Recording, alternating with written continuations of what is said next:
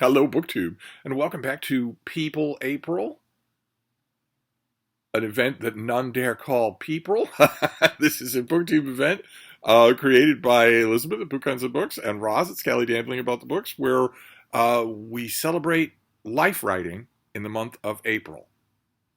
All kinds of life writing, memoirs, I've been told, letter collections, autobiographies, biographies, authorized biographies. It's my favorite kind of reading to do. I do a lot of it anyway, but I decided that for people, I would do a lot more of it in April. I would add, I have a chunk of the reading that I do is what I call elective, which is going to strike newcomers to this channel as a little bit odd because there's an all you're reading elective. But I am a book critic, and I concentrate on new releases. And not just for my little niche interest, because I don't have any little niche interests.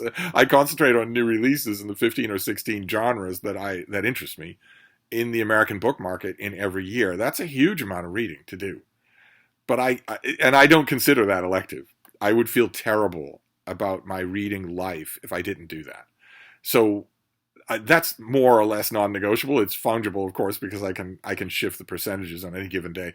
But in any given day, and especially in every given night, there's also a percentage of electives, of things that I can move around without affecting how many new books I read.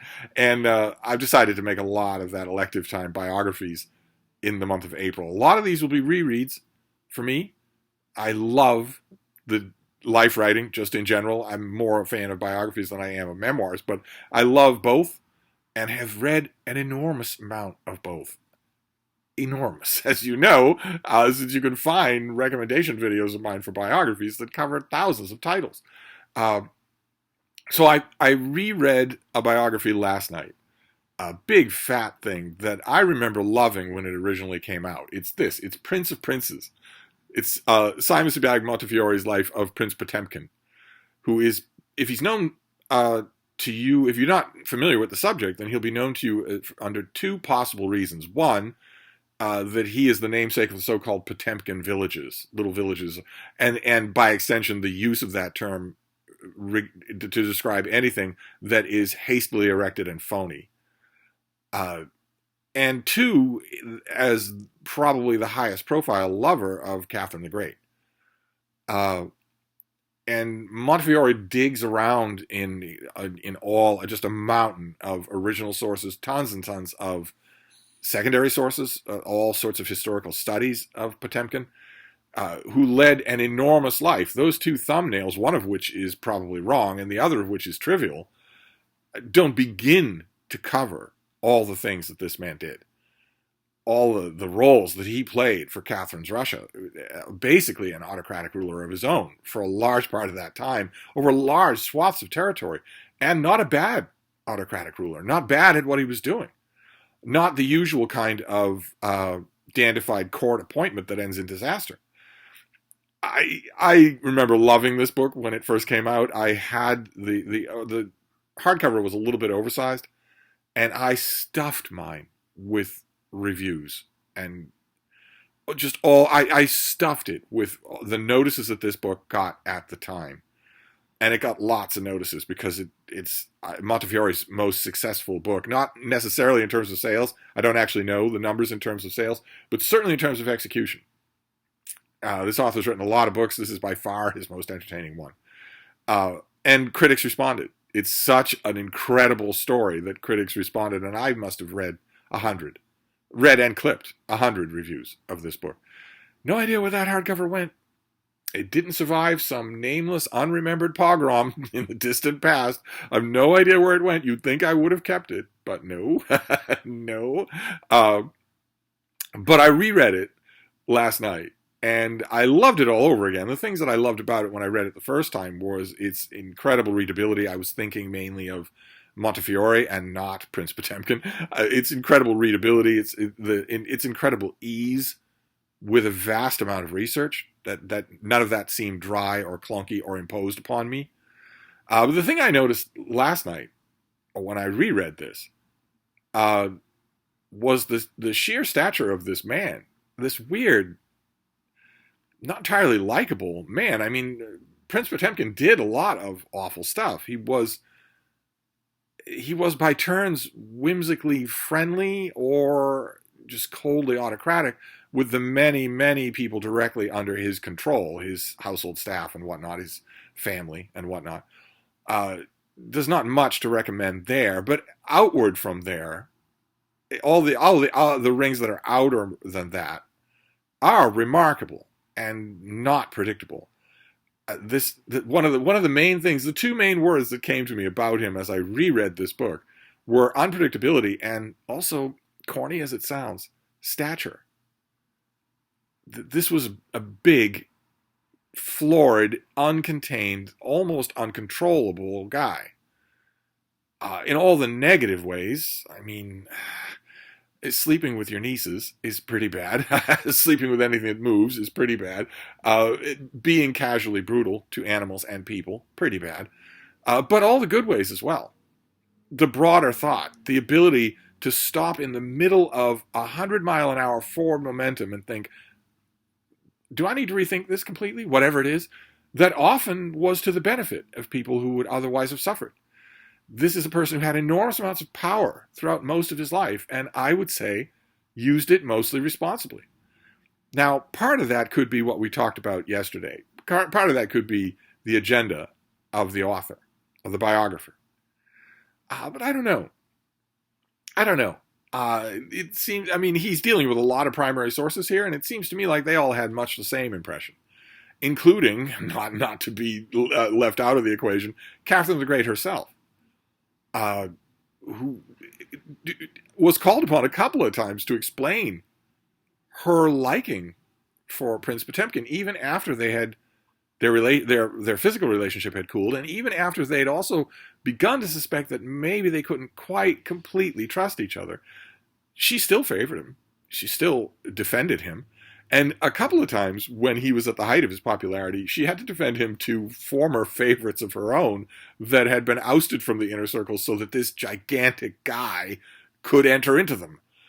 And always when in the book, when she is defending him like that, always her tone is the same. She talks about how bland what she calls this iron century is, and how short the trees are, how stunted the trees are, except for him. Basically, her defense of him to most of the people who criticized him was the same. She never put it this way, but basically her defense of him was, well, at least, in God's name, he's not boring. Which kind of has some merit. In a weird kind of way, it does. It underscores how remarkable she was. The one in any other era in Russian history, this guy would have swept all before him. And Russian history is littered with people who did exactly that. It's maybe his star-crossed luck and our good luck that he rose at a time when the one person in Russia more big and florid and remarkable and interesting and not boring than him was his empress, the one person who outranked him, the one person who he couldn't sweep aside or overcharm or whatnot. Their relationship, of course, has been the subject of 80 million books, and it has a strong place in this book. But one of the things I really liked about this book is one of the same things that I liked about Robert Massey's biography of Catherine the Great, which is not to let that relationship swamp the book. And, this is never Catherine's book, just like his Catherine biography is never Potemkin's book. I was just utterly taken with this. I loved it. It was just the perfect time for this reread. Just the perfect. I let way too much time go before reading this again, and now I need to be on the lookout for that big hardcover. I'll never find mine. God knows what happened to mine with all of those clippings in it, all of my original pencil annotations. God knows what happened to that one. But I can still find a hardcover of this. I'm sure the Prattle will provide. But while I was reading this, and when I was done, I was luxuriating in all the supporting material, all the scholarly material, the bibliography and the index and the notes and the whatnot. And I was luxuriating in them all the more, a little bit bitingly, because so many current works of biography and history don't have bibliographies and have only haphazard and poorly put together notes, if they have notes at all. I I was luxuriating in all that secondary information when I noticed something coming up over and over again. An older book, a century older book, called The Memoirs of Prince Potemkin. And it occurred to me, a lot of other studies were coming up too, but it occurred to me that I had never read nor heard about this thing and wondered what it was. I didn't think that Potemkin was the author of the book, and it turns out he's not. The author is a guy named Georg Helbig, who wrote a memoir of Prince Potemkin while the body was still warm. And I found a copy online. And when I was done with this book last night, I hadn't had enough of Prince Potemkin, so I read that. It's not very long. I read that book too for the first time. And it's full of wonderful anecdotes. I'm glad that I read it because now I can see that there is a bit of scholarly tension in Montefiore's book. He must have wanted to quote that whole book verbatim. It's just so anecdote-y. It's a perfect example of what I was talking about in my tedious quadrant video for biographies yesterday, where I talked about the two categories where I talked about were accurate and interesting, and also inaccurate and interesting. This is a perfect juxtaposition of those two things. Georg Helbig did not know much about the workings of the Russian court. He had only fifth or sixth hand information for a lot of what he was writing about Potemkin's childhood, or even about Potemkin's exploits hundreds of miles away from Moscow. He only talked to people who thought they maybe knew what had happened. He didn't have any primary documentation for any of that stuff. And Montefiore does. But they both wrote fantastic books. They both wrote really interesting books. And oddly enough, maybe tellingly, the impression that you get, the general impression that you get of Prince Potemkin, the man, the politician, the courtier, the ruler, is pretty much the same. From one book to the next, it's pretty much the same. Even though Georg Helbig had virtually nothing, barely a fraction of the research scope that Montefiore brings to the subject. So what does that mean?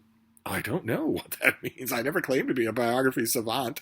I just found it fascinating. That's all. That when I was done with that second book that is just a ragbag of anecdotes, I still had pretty much the same Prince Potemkin. Barely any notes hit that weren't the same. Some of Montefiore's notes are struck with far more nuance. There are lots more details involved. But I loved the 1-2 punch. So now I'm dedicated. In the back of my mind here, of course, when I go to the Brattle Bookshop, I don't go with a shopping list because that ruins the serendipity of the whole thing. But now in the back of my mind, I'm thinking, I not only want to find a big hardcover copy of this book, because this is a terrific biography, the best thing I think this author ever wrote. Not only do I want to find that big, red, oversized hardcover of this thing the next time it crops up, but I also want to see if I can find it. Has there ever been a copy of Georg Helbig's The Memoirs of Prince Potemkin? Has there ever been a print copy of that in the last century? I don't want to go up on the third floor of the Brattle to the collectibles section and find an old antique copy of it for $50.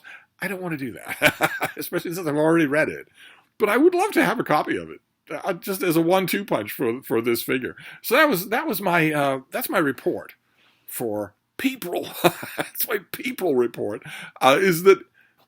Is just a random chance of biography rereading would have it. Last night I reread Prince of Princes. I strongly recommend it if you're interested in Russian history. It is a terrific read. And then I read a book that I don't know. I think Simon Sebag Montefiore, if he were magically here in this room for Wine and Calzones, would bridle at the idea of me saying that he based any part of his book on Helbig's book. I think he would bridle at that idea.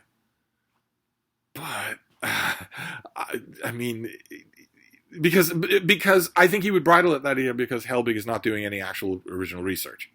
He's just recounting what people were saying at the time and maybe some tall tales.